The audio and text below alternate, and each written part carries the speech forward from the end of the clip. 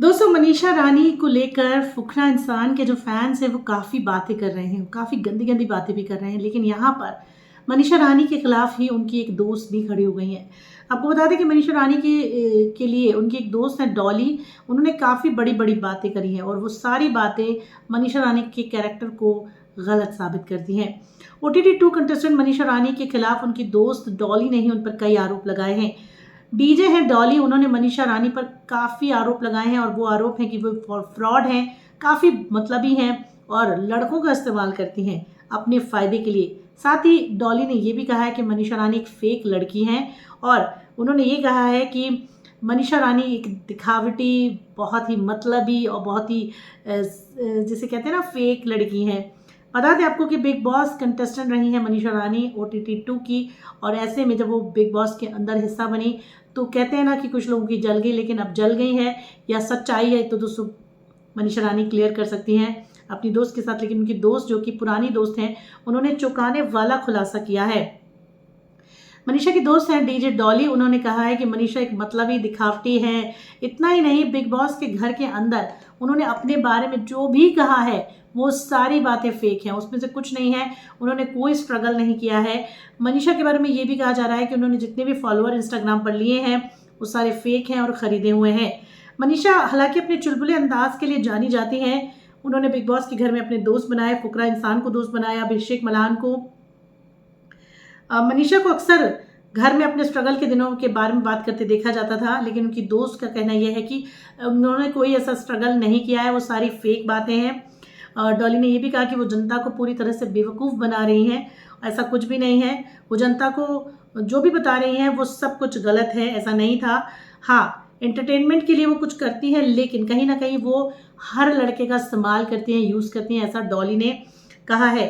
और उन्होंने ये भी कहा कि तुम खुद को बिहार की शान कहती हो, जबकि तुम एक तलाकशुदा आदमी के पीछे पड़ गई थी और जब वो तुम्हें भाव नहीं दे रहा था। ये बात कही उनकी दोस्त ने। और जब उसने, उस लड़के का नाम जद था जिसके पीछे मनीषा रानी लगी हुई थी, ये कह रही है उनकी दोस्त, जब उन्होंने आकांक्षा और जद का किस देखा तो फिर अभिषेक के पीछे वो पड़ गई हैं। तो यहाँ पर मनीष की दोस्त का साफ कहना है कि मनीषा एक तेज़ लड़की है, वो जल्द ही लड़कियों को दोस्त नहीं बनाती।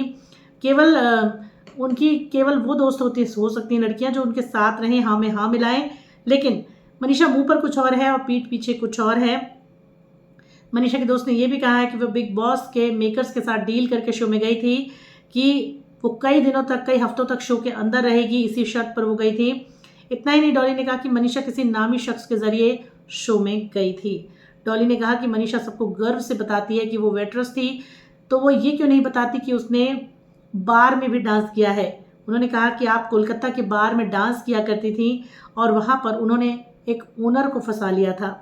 तो मनीषा रानी के कैरेक्टर पर बड़ी बात आ रही है कि मनीषा रानी ने अपने ओनर को फंसा लिया था और वहाँ पर कंप्रोमाइज़ करने के लिए उन्होंने 10 लाख रुपए लिए थे। तो वो पैसे लेकर मुंबई चली गई थी मनीषा।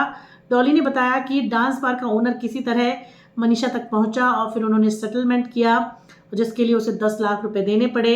ये खबर डॉली ने एक अखबार के ज़रिए बताई है और कहा है कि मनीषा रानी जो है वो पैसे लेके फ़रार हो गई थी, ये खबरें भी आई थी। तो कहीं ना कहीं डॉली जो है वो ये कहना चाहती हैं कि जो जनता है, जो फ़ैन है, वो मनीषा रानी की असलियत को समझे।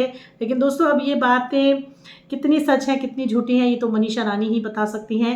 लेकिन फ़िलहाल उनकी दोस्त ने उन पर एक तीर फेंक दिया है और ये अपडेट था दोस्तों, एक हमने जो न्यूज़ में पढ़ा वो अपडेट था। अब आप इस पर क्या सोचते हैं, क्या विचारते हैं, कमेंट सेक्शन में बता सकते हैं कि डॉली डीजे जो है, उनकी दोस्त जो है, वो आखिर किस बात से नाराज़ होकर उनकी असलियत को सामने रख रही हैं। क्योंकि दोस्तों अक्सर ऐसा होता है, आपकी असलियत आपके दोस्तों को ज़्यादा पता होती है, इसलिए कहते हैं उन्हें दुश्मन ना बनाएं वरना आपका भांडा फोड़ हो सकता है। तो इसीलिए सावधान रहें और सतर्क रहें। फिलहाल नमस्कार।